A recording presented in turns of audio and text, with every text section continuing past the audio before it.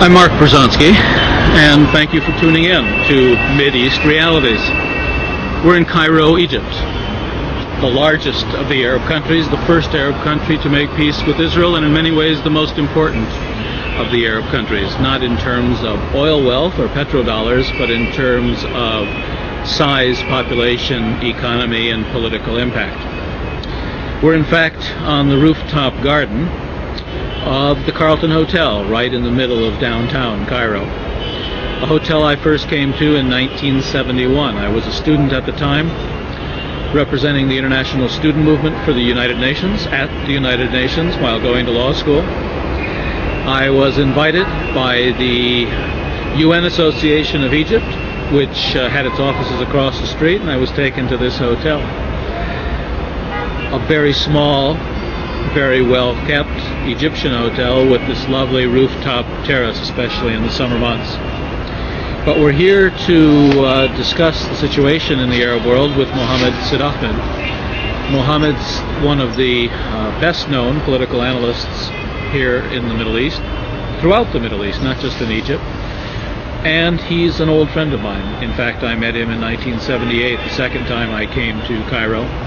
At that time, I was a young journalist. I had just published a book for Congressional Quarterly called The U.S., Israel, Oil, and the Middle East. And I was invited by the Egyptian government to spend 3 weeks here in Egypt. It was just before the political events that shocked this region. It was in the months before Anwar Sadat's trip to Jerusalem.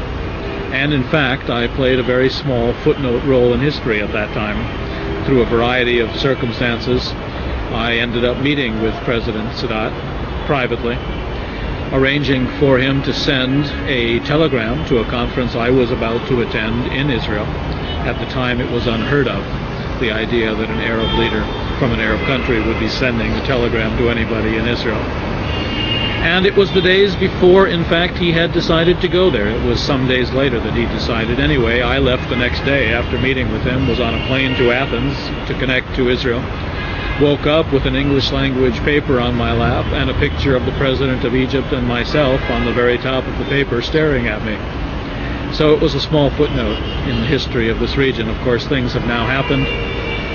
Political agreements, wars, the destruction of Lebanon, destruction of Iraq, revolutions in Sudan, in Algeria, great tension here in Egypt.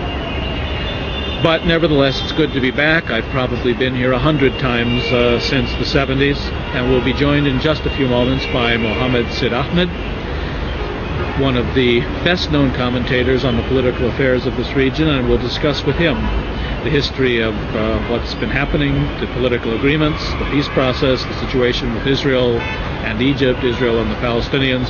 Thank you again for tuning in to Mideast Realities, and I hope you'll be tuning in every week at this time on this channel, this day of the week, for Mideast Realities.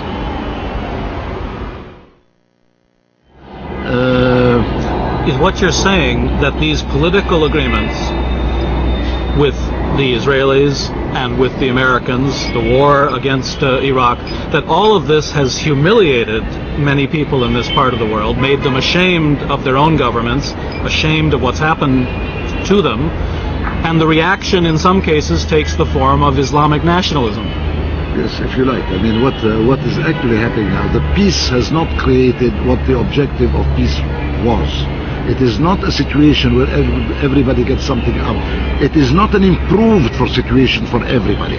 It's an improved situation for Israel. It is perhaps not all Israelis are aware of it. There are critics of the peace process in Israel itself, but grosso modo, Israel now has linkages with most of Arab countries. It's no longer in a Middle East ghetto. It is just the opposite. It is today, it could project the image that it has never been as victorious as it has become.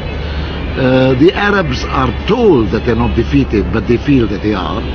It is only those with vested interests in projecting the image that they are not defeated that would say so. Disheartened people throughout society will talk of defeat rather than of a situation that one should look forward to and believe that that all the sufferings of the area will be overcome in the close future. That's where we stand today. Are you saying that the guns are possibly only temporarily silenced? No, I don't say that. I don't think the guns it will not be state guns anymore. This is over, this game.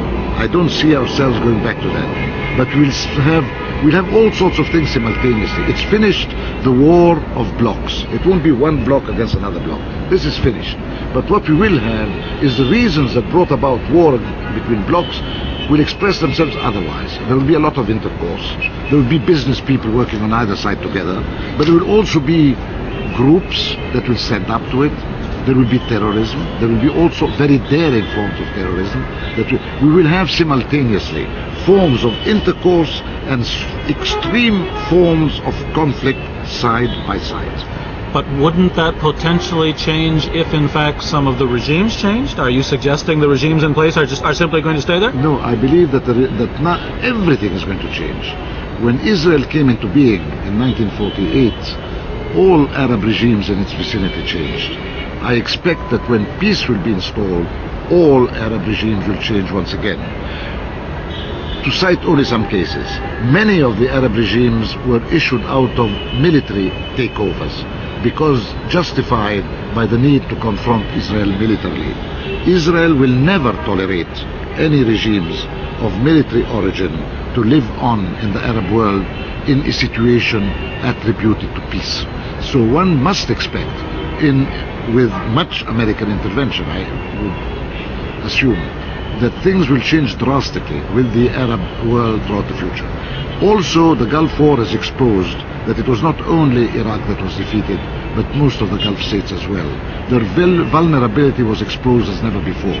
So, and their reliance on the Americans to keep themselves in power was not exposed. only Americans. I mean, they would have not even wanted Arab military regimes to keep them in power.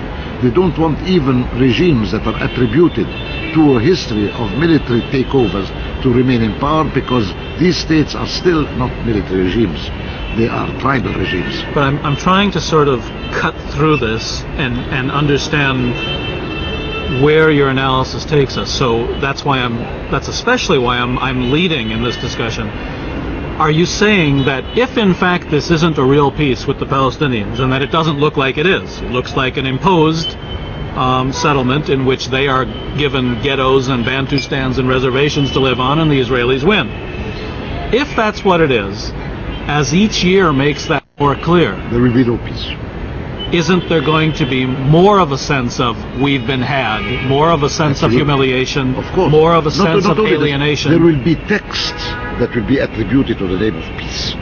Agreements for whatever the signatures of this agreement, what worth these signatures could have, that will exist. There will be business communities interested in hoping to get doors open in the Western America thanks to the Israelis, and Israelis taking advantage of this. That will be the forces attributed to peace. But there will be also, against that, a wide range of opposition forces becoming more assertive than ever. Even here in Egypt, correct me if I'm wrong, but most of the press, most of the intellectuals still refuse to meet in Egypt with Israeli delegations. Yes. You refuse, I believe. Yes. So far, in Egypt, all Israeli delegations are boycotted, are not met by Egyptians. So while the governments have made accommodations, and the foreign minister meets, you intellectuals, you press people, you journalists, you don't meet. Yes, but at this juncture, the frustration that is widespread has even reached to a certain extent, even the regimes. I mean, this recent meeting between Saudi Arabia, Syria, and Mubarak. Here a few days ago. In Cairo. 1 week after Weizmann's visit to Cairo. Yes. It's very significant. Weizmann came with an ultimatum in a way. An ultimatum? An Israeli ultimatum. That Mubarak must come to Israel. Mm-hmm. I mean, when the president comes, the response is that the president here goes there. He had never been before. When Rabin comes, when Perez comes, it's not necessary. I mean, in protocol terms. But it's signaling. Let's make this clear for Americans. Weizmann, as the president of Israel, came here many times previous, but never as the president of Israel. Right. Now he came as the president of Israel, and And when he comes as the president, the Egyptian president should reciprocate. Right. That is the protocol. And it's a way to say you can't anymore pretend that you don't want to come. You have received me, you have to reciprocate. Okay. Okay. Now, under this was how come that you go and see and meet this terrorist called Gaddafi, and you don't come to the symbols of peace in Israel? So you have to make a choice. If you're for peace and against terrorism. Exactly like Arafat should be for dealing with Israel and for standing up against Hamas, because Hamas is identified with Okay, terrorism. and then the Arabs hold a summit, Yes. and the purpose And- of that summit is to say to Mubarak, don't go to Israel. No, before even that, Mubarak himself fixed an appointment and then accepted the principle of going, but did not fix an appointment. And it was obvious that the meeting was tense. And 1 week after, we had this meeting in Cairo, where Saudi Arabia is able to say, in its own language, in its own terms, that now all these states around me have now come to see, the Gulf oil states, that Israel eventually could be more useful than Saudi Arabia, and as such are building up the connections, that Syria is left out of the cold because no agreement has been achieved so far, and that Egypt is questioning whether it has the central role it had previously.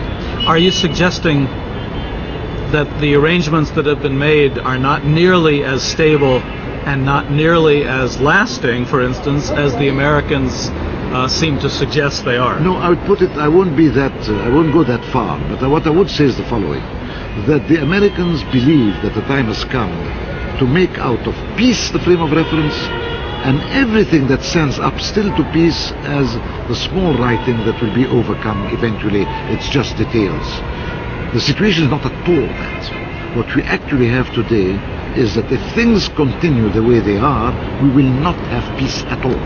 We will eventually have things signed on paper here and there, but the relevance of which, when it comes to the behavior of societies throughout the region, the politics of the region, will have nothing to do with what will have been said. All right, I have to pick up on that. You say, if things continue the way they are, which to my mind is the most likely outcome. There are reasons that things are the way they are, very deep reasons, very historical reasons. If things continue the way they are, you say we won't have peace at all, except on paper. Yes. Well, what will we have? We will have you see, the problem is we will have a lot of breakdowns throughout the society. We'll have a very critical period for a long time to come, but we will have the expression, perhaps not in legitimate form, perhaps not in what the people in the developed world would like this region to be, saying that we can't be taken for granted, that we can't be treated this way. So what are you going to do about it? This is a movement that should, at the time, well, that is the movement of the identity of the region. Basically, what the West wants from you is, we buy your oil cheaply, we sell you military goods, sometimes expensively, and we basically want you to be quiet and buy a lot of our things, all the way from satellite television to Coca-Cola to McDonald's hamburgers, which wasn't here a few years ago. And we're satisfied with the situation. If a few of you kill each other, if there's a little terrorism now and then, that isn't going to affect us all that much, is it? No. The Israelis are the nuclear power here. The Israelis, Yes, 4 million Jews, are in fact the superpower of the Arab world, aren't they? Look, I'll tell you something. You can't cheat with history. You can't cheat with history. In a certain way, when we compare what happened after World War II, Germany and Japan were defeated, and it was acknowledged that they had been defeated. This has made out of them today the two most powerful states around. Russia in World War III was described as not having been defeated, and it is the best way to keep it defeated. I think that what is happening now is that the Arabs are being told that they have not been defeated, while they really have been defeated. Now, you can't play that game indefinitely. What is now happening in the region is to say that you can't put the name peace onto something that doesn't have that meaning at all. So sooner or later, things will have to be rectified somehow. The people will take it in charge to have it rectified somehow. And yet, when I ask you, are you suggesting the guns are only temporarily silent? it will not- You said no. No. They are permanently silent. Yes, permanently said as guns of armies. I don't think the future game will be through armies. It will be otherwise. It will be another form of... I don't think that the previous polarized game will repeat itself. Conflict will continue. Polarization will continue. Bipolarity in this meaning, a north-south confrontation will continue. Bridging this in the name of peace does not have the requisites for it to happen, but it will not be along the rules of the game as they have been before. The guns you speak of, in many ways, have turned inward. Since the Camp David agreement, Lebanon was destroyed. Yes, that's one example. Iraq was destroyed. Yes. Algeria Inter-Arab is in the conflict. throes of revolution. Yes. Sudan had a revolution. Egypt has the kind of security and tension that was never here in the early years when you and I met. Yes. So is that what you're suggesting, that In the a way. guns have turned sort of inward? Yes, but perhaps that, perhaps other forms, I do not know, it's difficult to predict. But what I want to say is that that's what I meant when I said a moment, there has been a displacement of the contradictions. It's no longer between Israelis and Arab regimes and Arab states as it had been. It's moved elsewhere, into the Arab world itself. Israel has manipulated that. Arab regimes have played the game with Israel there. Israel projected at the beginning the image that there is a symmetry. We have a problem inside our society, you have a problem within your society. Actually, Israel is much better placed than any Arab state to use its exploitation of inter-Arab rifts and conflicts to overcome its own. So in a certain way, that's what I mean, but one party is the victor and the other party is only told that it's the victor, the best way to have it give in. There's one other subject that you have written about and which we haven't discussed, and that is the fact that the only power with weapons of mass destruction in this part of the world is in fact Israel. That every other country that has attempted to develop weapons of mass destruction, primarily Iraq, have been prevented from doing so. In fact, I would suggest to you that the destruction of Iraq had a lot to do not just with Kuwait, which seemed to be something the Americans manipulated, the tension between Iraq and Kuwait. But the Israelis and the Americans were quite nervous that the Iraqis had weapons of mass destruction and a program of further development of further weapons of mass destruction, and that was something that they found intolerable and had to find one way or another to prevent. Well, I don't know. You see, it's more of an Israeli concern than an American concern, this dimension of Iraq. The most important dimension of Iraq when it comes to America is threatening the stability and the American hegemony over the oil area. But it is a fact that today Israel is the only nuclear power in the area, and that peace is being related to the idea that Israel is entitled to have its cake and eat it, to have the peace and to have the weaponry of the war, and to have both on its terms. Now this is a thing that will even Arab regimes who would feel themselves totally committed or related or dependent upon this process cannot accept. Well, your government, to my surprise, actually stood up on the issue of nuclear weapons. No, it's escalated it. Yes, and has said they will not sign. Before it was the chemical against the nuclear, now Yes. it's the nuclear against the nuclear. Right. So this is an escalation of the issue. But surely Egypt is not developing nuclear weapons. First of all, the course Americans not. would not allow No, it. yeah, of course. But when this is a stand, when you encourage Arab states not to sign, when you take the lead in not signing such agreements, this creates a situation where others who would pull out their necks to get nuclear weapons one way or another, and there are many candidates for that throughout the region, and the facilities of doing it has become easier than ever, because today nuclear technology is all over the place. There is a big market for nuclear technology in a country who would sell anything, that's Russia, and the countries that still have Russian nuclear devices. So therefore, the attempt at Israel's attempt at keeping at having this monopoly over nuclear weapons alone is actually inciting the whole area into becoming a nuclear area. Are you saying there's a nuclear arms race underway in the Middle East, even though it's not much talked about? Yes, I think that if Israel is going to stick to the stand it has, there will be a nuclear arms race in the Middle East. Because it will not be as easy as before for Iraq to do what it did with Iraq when it hit Iraq's nuclear installations about 10 years ago. It is not, or 13 and 14 years ago. It is no longer as easy as it was before. And therefore, if Israel is going to stick to the idea that our nuclear weaponry is not to be touched, that is an invitation to the area to turn nuclear within the 10 or 15 coming years. Okay. I'm going to repeat what we just said because the ramifications for the future seem to me extremely grave, and we've just sort of glanced over it as if it's one more part of the discussion. There is a nuclear arms race in the Middle East today. That's what you're saying. There will be if Israel does not pull back on its monopoly over nuclear weapons. And do you really think the Israelis intend to pull back?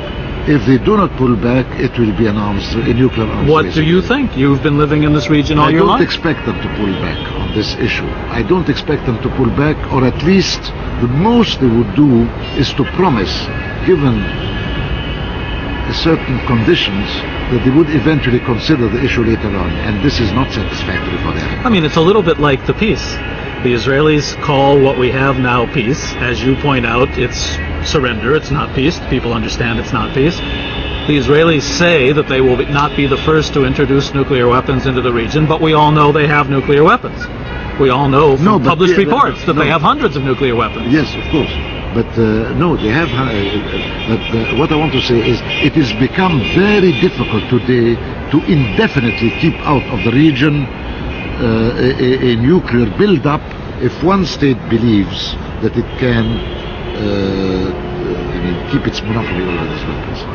And are you suggesting, even though you haven't said, that even moderate pro-American states, pro-peace process states like Saudi Arabia and Egypt will be propelled in the direction of weapons of mass destruction? Absolutely. Absolutely. This is frightening, you realize what you're saying. I know. I don't think that anybody will accept Israel alone to have nuclear weapons in this area ever. Because the emotions of this region are not like the Cold War when the Cold War took place, there were two centers of authority. And the couple of times we got close to a nuclear war, those centers of authority pulled back. The passions of this part of the world with competing centers of authority and competing emotions. The threat is there. The threat is... That's what you're talking about. Well, that's what you're talking about. Yes, exactly. No, what I'm saying, I'm saying as I see it. I mean, put all together, it will begin today by Israel having the nuclear weaponry and the Arabs not having. Then there will be signs that Israel cannot see peace. Today, what Israel and America are saying, there cannot be peace and terrorism.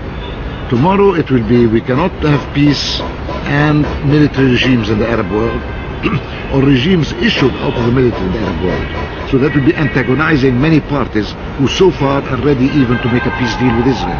Then lower down the road, we'll have one party nuclear and others not.